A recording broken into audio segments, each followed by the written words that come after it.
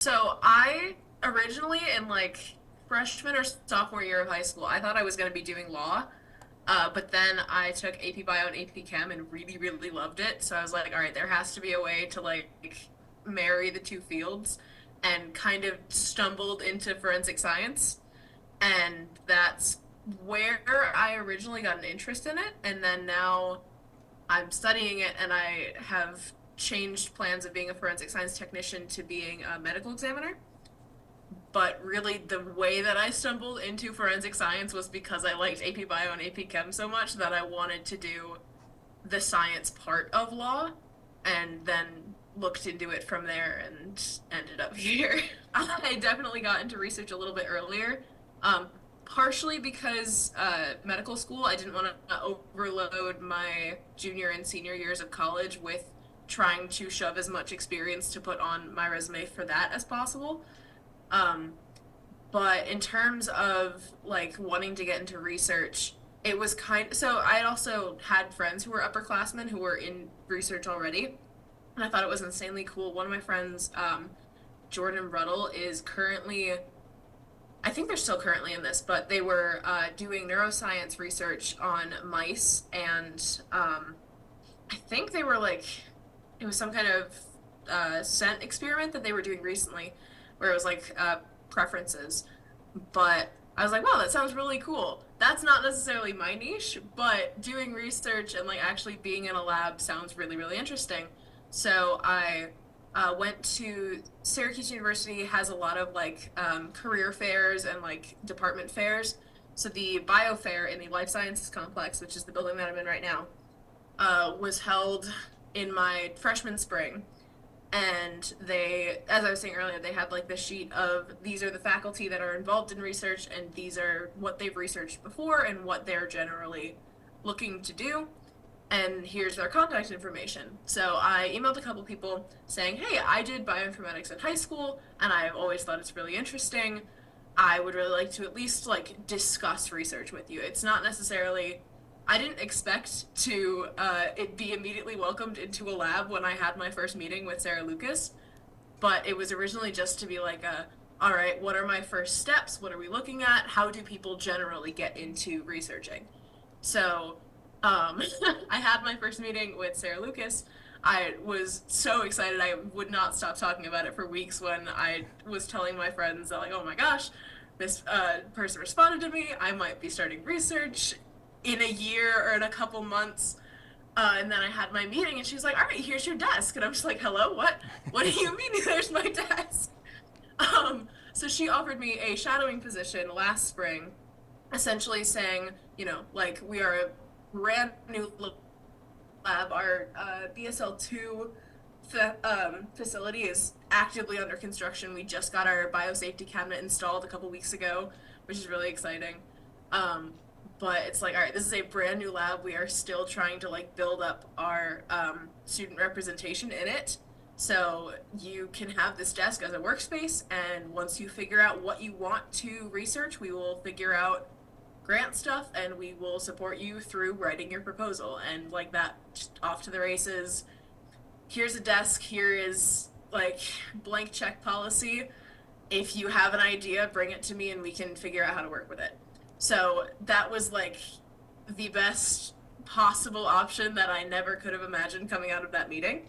And that was phenomenal. So the basic principle is that once a person or just any living thing dies, there is a succession of bacteria that will take over the corpse. And there's currently research being done on how to estimate when something died in using those bacterial populations. So there are a couple predictive models in terms of we know that this species appears at this point in the postmortem interval. I've also heard it referred to as the microbiome, which is, I think, is a really cool term. Oh yeah. But in the postmortem interval, we think that this species will show up at roughly this time, 2 to 3 days after death.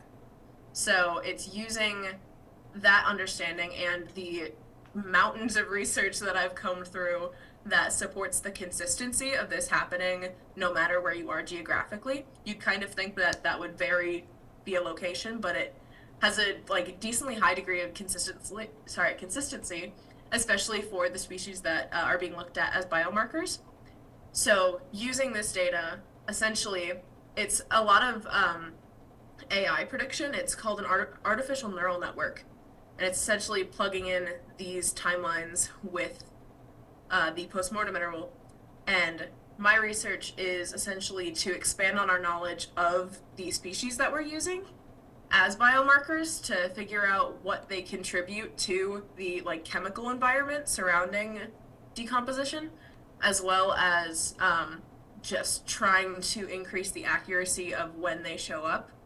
So also part of my project is going to be making growth media that is supposed to be chemically similar to the chemical situations in decay, which is kind of like a side area, but I think that will also be an interesting venture. Yeah, the goal is to make postmortem interval estimation more accurate and therefore give actual forensic technicians a better chance at accurately estimating the time of death.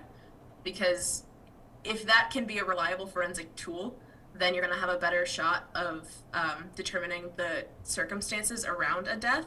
So if remains are found in like an area of the woods or something to that effect, and you can take the microbial data from those remains and be able to pinpoint, all right, they died at this minute, that would be phenomenal. We're not shooting for that type of accuracy quite yet, but a lot of the models that are currently available have had some pretty good accuracy, I think to 8 hours, which is phenomenal in comparison to the we think that this happened around 2 to 5 days ago type of mentality.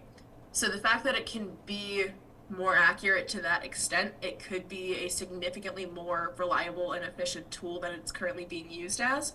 Because right now it's a pretty, I don't want to say broad estimation. So I'm not going to be working with actual human tissue, but I am going to be growing my Proteus species in like different types of growth media, which the chemical composition is supposed to mimic decay. There's like a lot of verification that you need to go through to work with human samples. And I know that also because of toxicology. So it's a little bit harder to get my hands on that type of thing, and it takes a little more accreditation for the lab and just in general. I think it's human IRB is the certification that's needed, which would be a very laborious process. So currently it is just like expand on what's known about the growth patterns of these species so that we can better understand why they are the biomarkers that we think they are. And then ideally, if things go well, it can spiral into, all right, now we can use human tissue and it can be a project that grows and develops. So is that what you're hoping for, that it will go that way, obviously, from here? I think that would be great. I think it'd be really, really interesting if this project like spirals into a bunch of other ones. But I also kind of hope it just can be something that is a stepping stone for somebody, either somebody else or just something else. Doesn't necessarily have to be me doing the research in the future for how this impacts human tissue and that sort of thing. But honestly, just contributing to the predictive models is a really, really interesting idea. I'm also interested in potentially publishing this if we get the results in, I don't know, I guess the amount that we want them. But my lab faculty was really excited about, like, this seems like a very easy project to publish on and, get vetted through peer review, which is really interesting, especially as a college sophomore. That's really cool. But you keep going like this, what you did here is going to be decreasingly relevant because you're already laying a groundwork as a college sophomore doing research. No, I definitely got a lot of my interest for science out of high school, which is really cool. Alli, she was focused on science, but she was also involved. I think she played an instrument. She's involved in the musical. She was involved in a ton of different things, straight A student, and with everything going on, she still chose to come in after school, a couple hours, a couple days a week, for months to do all this. So she was dedicated and focused from the, before I even got to know her. I mean, she was here 2 years she did this project, and it was just coming in every week, a couple hours a day, week after week, on top of everything else she was doing, and she still managed to finish the project twice. The students I've got this year saw that there's a scientific poster, and they didn't pay attention to it until I told them that the names up on there are students who sat in their seats.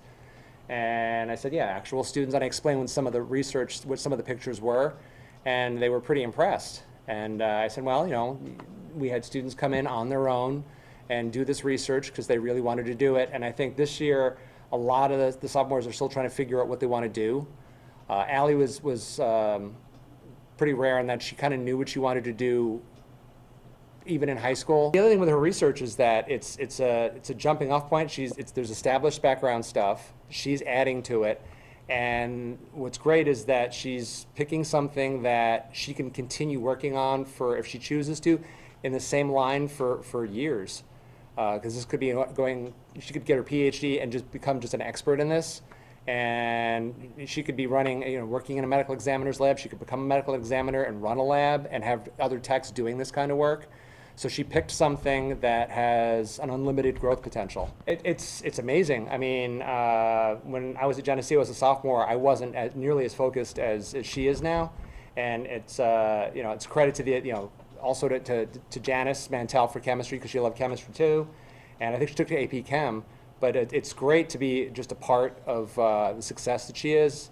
That it gave her some of the groundwork so that she could go on with her natural aptitude and talent and hard work and take it to where she is right now.